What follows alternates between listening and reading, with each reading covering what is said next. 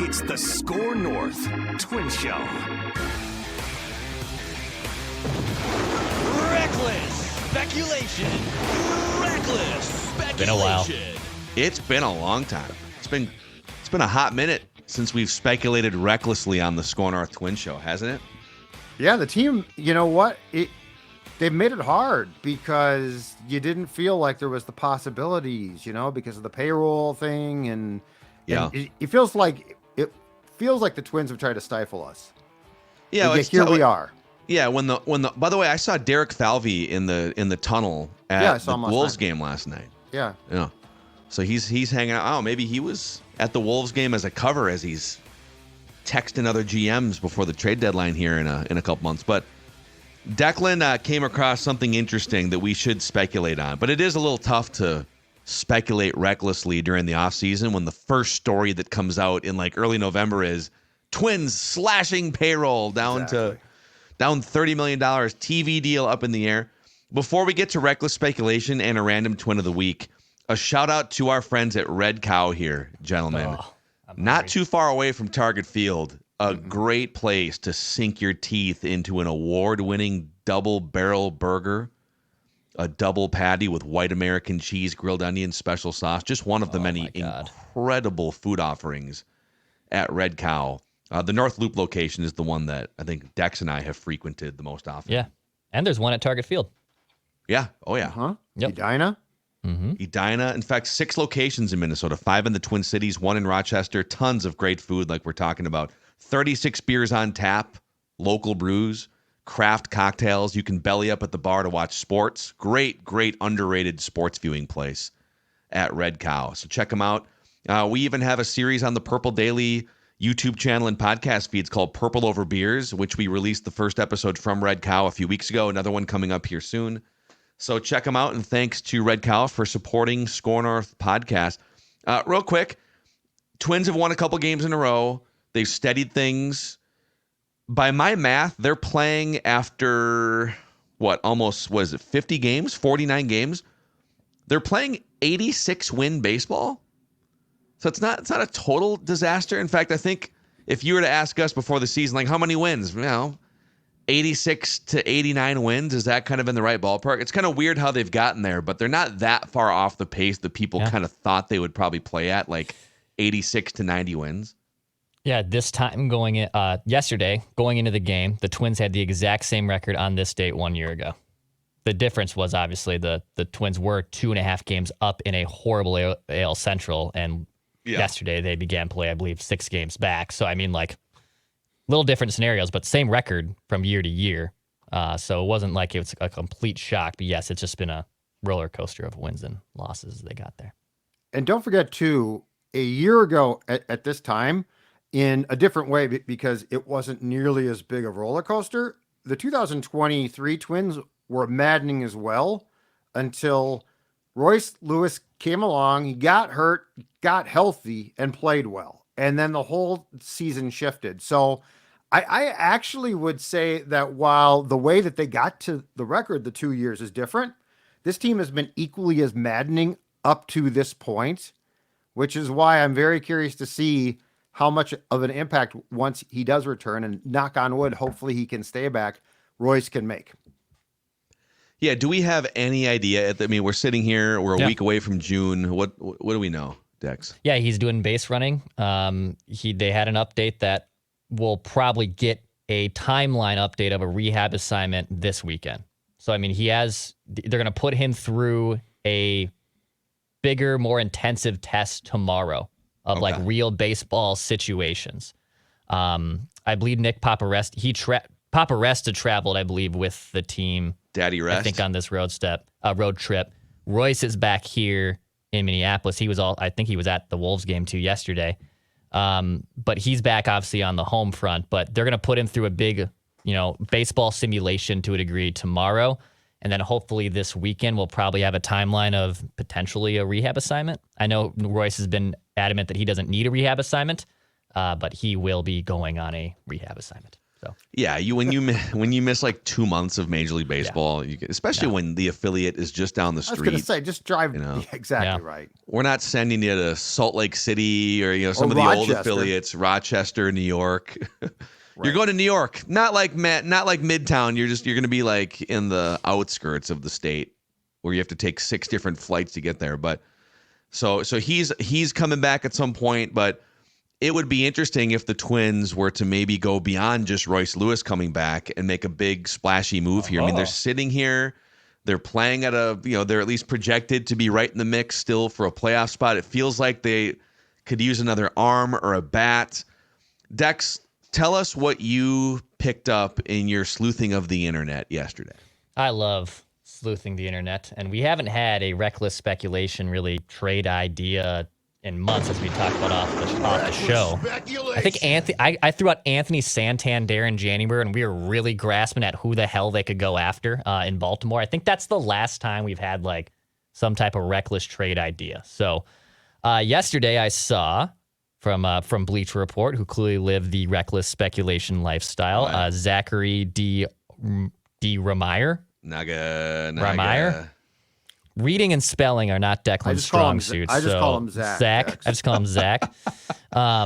So he has a list, top 10 destinations for Vlad Guerrero Jr., with the Blue Jays off to a kind of a disastrous start. And some interesting teams on here. The Astros are on here. Yankees they're kind of clawing back, by the way. The Astros are. Yeah, they're back. We need the Astros to start dropping games again because they've got some interesting players that could be offloaded. Justin Verlander would be one. So he lists these as the best options, 10 through 1. At number 4 is the Minnesota Twins. Reckless speculation. So on each of these teams, too, he also lists who's the current first baseman. Basically, who would Vlad Guerrero be replacing?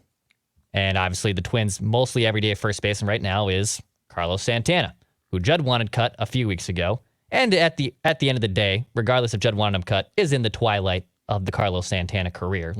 He's on borrowed time here to a degree. But they list the Twins as the 4th options. Now, the trade proposal, let's go with the trade proposal here too, before we get into maybe some of the numbers from Vlad. The trade proposal would be the Twins get Vlad Guerrero Jr., Toronto would get Gabriel Gonzalez, the number 4 prospect in the Twins organization, who was included in the Jorge Polanco trade from Seattle, plus cash. Now, the writer works that this deal works on paper, but the Twins are another team that would be hard-pressed to make the move, make the money work. Cutting payroll for 2024 was very much by design and very much necessary. So them adding even a portion of a $19.9 million salary back may be a reach. And that's what Vlad Guerrero is making this year. I will just say, just flat out, if it's Gabriel Gonzalez for Vlad Guerrero Jr., I will pick up the phone and pick up Vlad from the airport myself and hand deliver him to Rocco Baldelli. Will you write the check? No, I don't have that money. It's prorated. Like it's true. So it's let's round up. He's a $20 million player, but you're already 2 months into the season. So they've already picked up like $7 million of it. We'd be talking about, by the time this trade would go down, let's say, I don't know, a month or two from now, you'd be picking up like $10 million. And you did get some revenue coming in. You wound up signing a deal despite the fact that nobody can watch the games. I'm assuming those checks still clear, right? That you're getting from Diamond Sports Group and Bally Sports. So just to make sure there's not a typo in there, Bleacher Report is suggesting that they think you could get a year and a half of Vlad Guerrero Jr. For Gabriel Gonzalez, and cash. A 20-year-old outfield prospect who weighs 170 pounds soaking wet. And he's a good prospect. And some cash.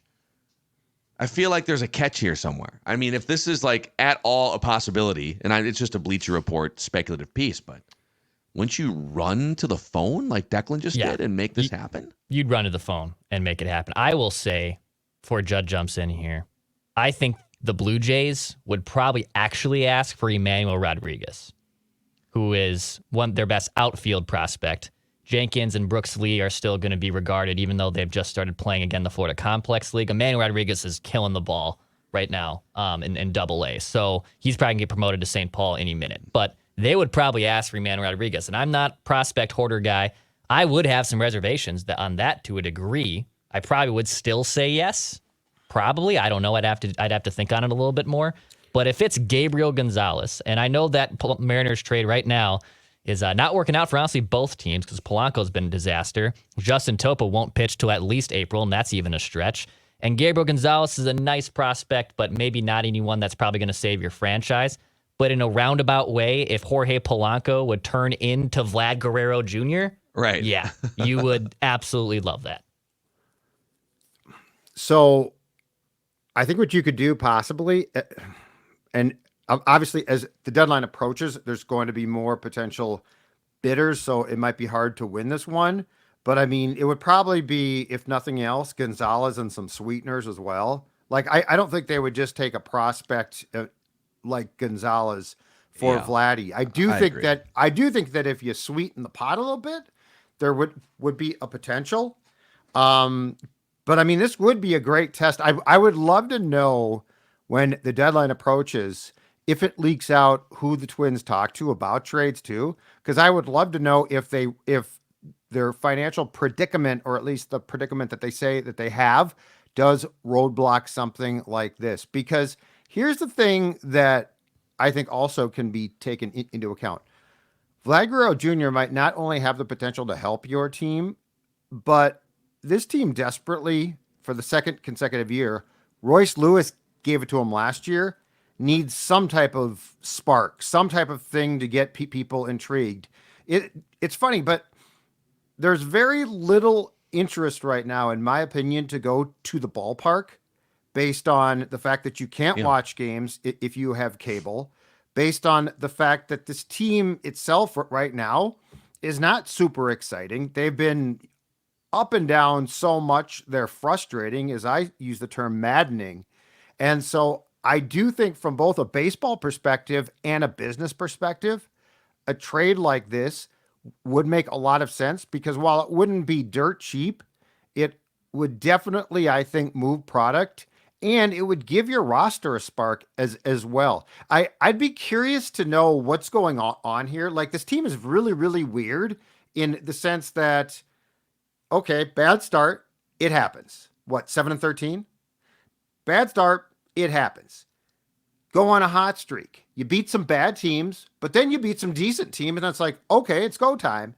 And then you come back and play terrible again for a stretch, including an embarrassing loss to Washington, which just, I mean, they're not that good. They're not as good as the Twins, in my opinion, no question. And then you have to have a players-only meeting to sort of get guys sparked back up. So I think there'd be a lot of reasons why a deal like this would make a ton of sense, because there's expectations here. Like, this is not a reset year. This is not a year where, hey, if you could just be competitive. This is a year where you're coming off a playoff series win, and where I really feel that there is a very fair expectation that you can get back to the playoffs and win in the playoffs. And right now, I do not see a team that can win in the playoffs. Yeah, it's a little early to tell, because Royce Lewis coming back is going to make you feel like they can win a playoff series and make something happen. And so we need to see what this looks like. I mean, if they're playing at an 86 win pace after 50 games without Royce Lewis, injecting him back in gets them like a lot closer to a 90 win pace. And then what's the piece you can add that makes you feel like there's a run coming? Correct. Now you bring up sort of the attendance and the business side of this, which is interesting. I don't think you should really be making front office, baseball strategy, personnel moves with attendance as the first reason why you would make the move. But the Twins are 23rd in attendance. They're only averaging like 20,000 fans per game at Target Field, and that's the announced gate. I think if you were to do an actual head count on some of those games early on. And Vlad Guerrero Jr. is an interesting player. Like, he's a name that people recognize. He's fun, so it would check that box. My biggest question would be the actual baseball box that you're checking here, because he is not the same player he was in 2021 when he led the league with 48 home runs, a 401 on-base percentage, led the league in OPS, an OPS over 1,000, finished second in American League MVP voting at age 22. He peaked when he was 22. Most guys don't even get to the big leagues when they're 22. So he comes on the scene and it's, oh my God, he's his father. He's like a bigger version of his dad. And now you're going to see this legacy play out. He has made 3 straight All-Star games. He has shown you flashes, but his OPS has gone down year by year from 1,000 to 818 to 788 to 757 during a time, age 22, 23, 24, 25, where you would think numbers should be going up. I don't know if you're going to match what you did, as a 22-year-old when you're hitting 48 bombs every year. But I guess I'd want to dig a little deeper into why has he seen offensive decline during his prime years as a baseball player? That's weird to me. But the good news is he is still only 25. And I wonder, you'd have a year and a half of control. I wonder, and this might be too simplistic, but just as a starting point for this conversation, as an answer to what you just brought up, Phil, I wonder if we're talking about, at least partially here, a change of scenery guy. Yeah. He's been in Toronto for a long time. Toronto feels stagnant to me. And I really thought, despite the fact that they qualified for the playoffs last year, Dex, I thought the team that we watched at Target Field when the Twins beat them, ton of credit, Twins. I'm not trying to discredit you, but that did not feel like a very well-run, like that Toronto team felt sort of stale. And so their lack of success right now does not shock me. I wonder if Vladdy got traded, got to a new place, a new feeling, new teammates, how much of a potential jolt that might provide him. Could be. He has dealt, in fairness, too, with some knee discomfort over the last couple of years. There's been, like he said, a knee drop MRI. some weight too. I mean, it might not hurt him. So underlying, though, the metrics, Vlad Guerrero is Vlad Guerrero. His exit velocity is in the top 2% of the MLB. His hard hit rate is in the top 2% of the MLB. His weighted on base is in the 89th percentile of MLB. His average exit velocity, 98th percentile. This guy still absolutely murders baseballs when he makes contact with them. Yeah. So Interesting. I wouldn't be completely concerned with the 4 home runs and the dip in production. I think a change of scenery would be really interesting here. And hell, maybe the dip in production means you don't have to give up Emmanuel Rodriguez. Again, I think Toronto would come back and ask for that because that's what I would do if I was in Toronto's shoes. As a Twins fan, I would gladly, again, deliver Gabriel Gonzalez with my own passport, cross the border, and give him and take Vlad Guerrero back with me. And be stuck in Canada? Yeah, I'll stick him right in there. But what he's able to give you, Vlad, power-wise, is still 100% there. The defense, even though he's won a Gold Glove, not as slick with the glove as Carlos Santana. And to Phil's point of maybe how he fits in the puzzle, the Twins can't hit lefties. The Twins have a problem with the lineup against left-handed pitching. The majority of the power and the bats from Vlad Guerrero comes against actually right-handed pitching. So, yes, he doesn't really solve that, but it's still Vlad Guerrero. Like, Vlad Guerrero Jr. would be in the middle of a lineup against lefties, You need which offense, would be huge. period. Yeah, you need Correct. offense, period. So I'd do it. I would do it. You've brought up Emmanuel Rodriguez a couple times, just for in case some of our audience is not following prospect rankings very closely. 3 of the Twins' top 4 prospects are outfielders. So I'm just going off the MLB pipeline rankings. Walker Jenkins, the former high first-round pick, is their number 1 prospect, 19 years old. Brooks Lee is number 2, and he's going to be up at some point, probably later this year. If not, he'll be fighting for a spot in 2025. And then Emmanuel Rodriguez is 3rd. Gabriel Gonzalez is 4th. And Emmanuel Rodriguez at age 21, Declan kind of mentioned this at the beginning of this discussion. He is absolutely destroying the baseball at Wichita in AA. Now, his batting averages have not been great throughout his minor league career, but he's a guy that works count. So here are his on-base percentages, the last 3 levels. Low A, Fort Myers in 2022, a 493 on-base percentage. Last year at High A, Cedar Rapids in the Midwest League, a 400 on-base percentage. And then for Wichita, AA Wichita this year, a 461 OBP. He's a guy that draws as many walks as he strikes out, which is that's very Joe Mauer-like. Very rare when you see a guy draw the same amount of walks as strikeouts. And he hits for some power, and he can swipe some bags. the Twins should be aggressive when it comes to trading prospects for like it's a win now window. Right. But if you can acquire pieces without trading Emmanuel Rodriguez, Walker Jenkins, Brooks Lee, like I'm probably not trading one of those three guys for a year and a half of Vlad Guerrero. Right. I'd have to look at some of the other trade options. So can you get him without giving up one of those three guys? That's the Rodriguez thing that intrigues me too is he is the Buxton replacement. And, if Buxton's career was normal, I might be like, hey, it's Buxton. He's going to play X amount of years now. Yeah. But we don't know that. So like if you have developed a ready-made replacement for a guy whose career could end at any time, like we have no idea. And I mean, his time in center could end at any time. That's where I'm drawing that line, because you don't develop that player to replace a guy who you had great expectations for, but couldn't stay healthy, to trade him for a year and a half of potential production, unless you are like knocking on that World Series door and this guy's going to put you over the top. Yeah. So, okay. So, Vladdy, Bleacher Report. It's interesting. Bleacher Report. Okay.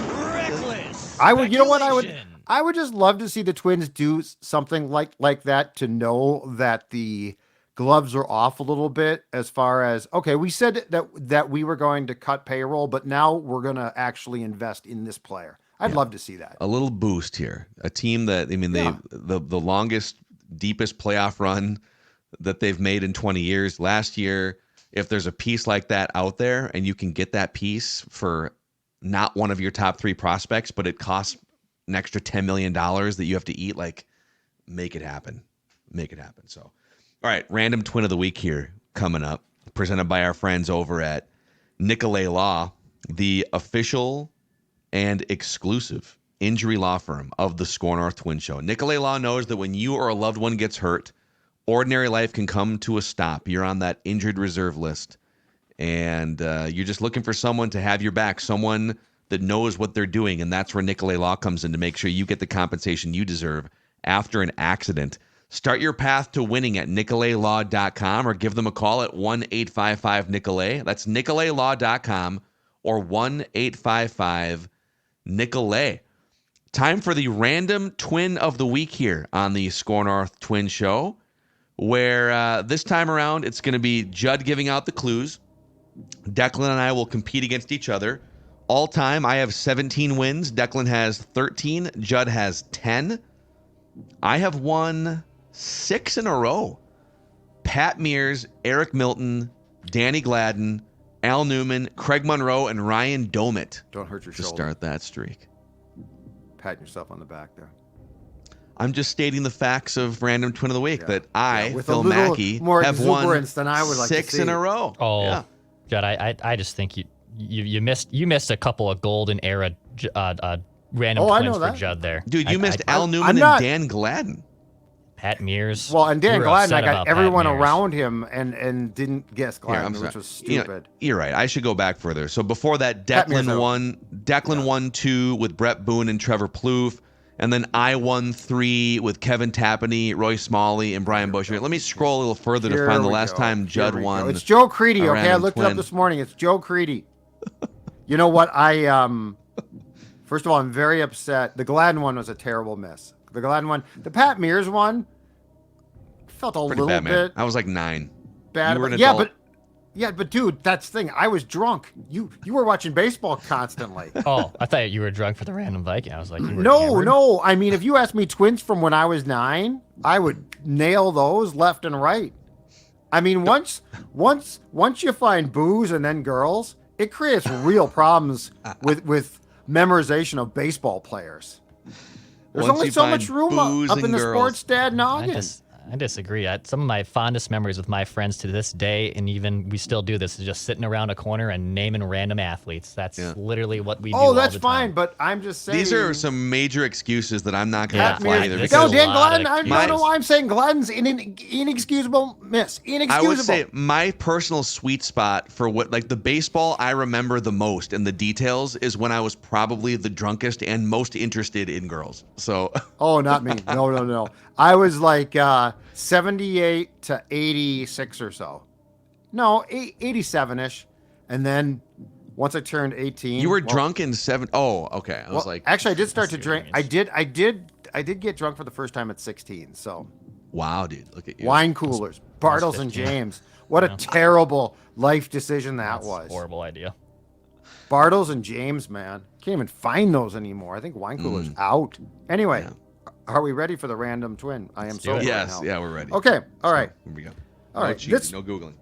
This form, yeah, but you can control F, so if people see you going to your screens, it is okay.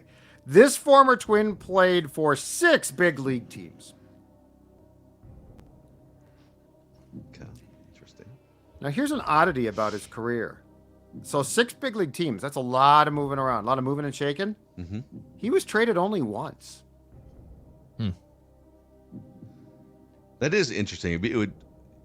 Well, there's a few reasons why you could. Oh, right. There's other ways you could be. Right, but it's acquired. But you would think a guy that played for 6 teams got traded a couple of times at least. Mm-hmm. Only traded once. He originally was a 26th round pick of the Pittsburgh Pirates.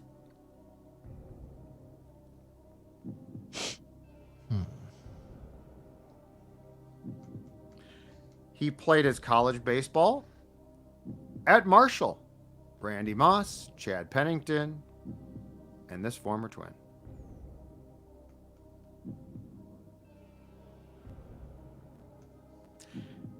This former twin hit 2 home runs in 297 big league at-bats and drove in 24 runs. How many runs? 24 runs. 297 at-bats, 2 home runs. 24 ribs, huh? Yep. Yep. Next clue. Despite starting fewer than 10 games in 9 of his 10 big league seasons, this pitcher went on to start 245 games in his 15-year career. So he started In how many years? In his 15? 15-year career. So he started fewer than 10 games in 9 of his first 10 seasons in the big leagues.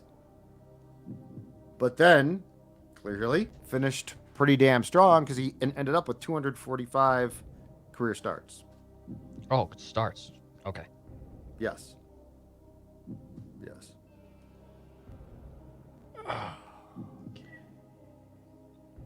All right. Next clue is going to put some context on what time period we're talking here.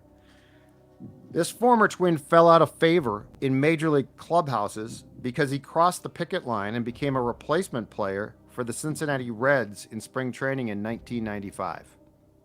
So during that spring training before the 94 strike, and then we had replacement players before it all got settled and the big league players came back, he actually crossed the picket line and was a replacement player, and he was in line to actually start the Reds opener as a replacement player.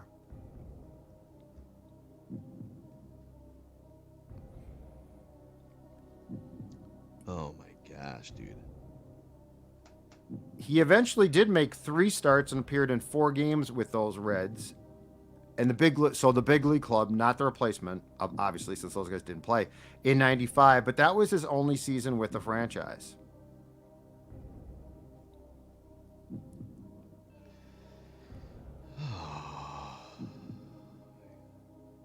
I think I have a guess, but I have a couple in mind. You guys want to make any guesses? I don't think this guy pitched for 15 years though. This guy would have been even more starts. It's not who I think it is. All right. Next clue. As a twin, he made 65 starts. Is it Rick Reed? It is Rick Reed. Oh, that's a great one, dude. That's great, dude. Wow. That's a great one. Nice job, Dex. Nice job, dude. I was like late bloomer starter, guy Yeah. who kind of bounced around. Rick freaking Reed, man. I had Declan Terry. Goff. Whoa. Replacement player. I Wow, had forgotten that till I looked it up this morning. I tip my cap to that. That was a great Wow. one. I mean, I had Terry Mulholland, but I was like, he made way more starts. And I mean, I'm not good with mid-90s, but I figured it was a pitcher, and I know Rick Reed nice spent work. time in the National League. Yeah. Oh, I didn't my know he God. played That for was the a Reds. pull. That was a complete shot in the dark. I'll be completely honest. Now, did you buzzer me on purpose? Did you hit the right dinger? Is there more clues? Did I actually have the wrong situation like I did in Random Viking? Sorry. That would be great if We it was can't. Mackey's Don't turn. spoil. Don't Random say. Viking Yeah, now. I was going to Don't make a spoil reference. Random I Viking. won't I was spoil going to it. make I'm a not spoiling reference it. to that. There was a and funny moment during today's show. Just you got and no. that's fine. And that's fine. Let That's the not public a spoiler. find out. That's not a spoiler. It's that's fine. Let There's the a funny public find moment. out. Yeah, I thought the same thing. I was about to make a funny reference. Yeah, to we that, and we then I was spoil like, cross show and we get random notes athletes, and they're right. They are 100% chirping us. right. I agree with them. I agree completely. Yeah. Anyway, So Rick Reed, congratulations nice work. to Dex for. I was surprised that he hadn't been used yet. I mean, it is. We've only done like 40 know. of these, and it is a deep bag of possibilities in baseball. Yeah, wait till we get to the 60s. I'm going to kick ass. Maybe so it's my turn next week. Maybe I'll throw a 1960s twin out there, or maybe not. You'll have to wait and find Catcher out. for the next Twins in the Wednesday. 65. Can you make it like World at least Series. somewhat prominent, like not some random guy that only Judd would know? That'd be nice. Dude, that goes back to Steve Lombardozzi, who you should have known. Yeah, that's That's a bad one you didn't not know. knowing I don't Lombo. Not getting that was fine. I don't. But then I don't when know. you Never bitched having about how heard of Lombo. he was like, some slappy. I Lambo had a don't big really- World I Series don't- too, FYI. I don't feel too bad about that one. I mean, Lombo did play 446 games with the Twins, including he was the starting second baseman for a World Championship. And check out his team in the stats 1987. against the Cardinals. Well, they're pretty crappy stats overall in the regular season. Yes, Like, he's- yes. he's- No, I'm he's a saying, bad but player. check out his Incredibly forgettable regular his season World Series baseball was good. player, but yes, yeah. Well, that's Yeah, the he did- whole exercise. He did bat 344 in the 1987 playoffs, including 412 in the Yep. World Series. One of the Yep. great World Series performers Yep. in Twins history. Steve Lombardozzi. All right. Lombardozzi. We gotta go. This is the Score North Twin Show.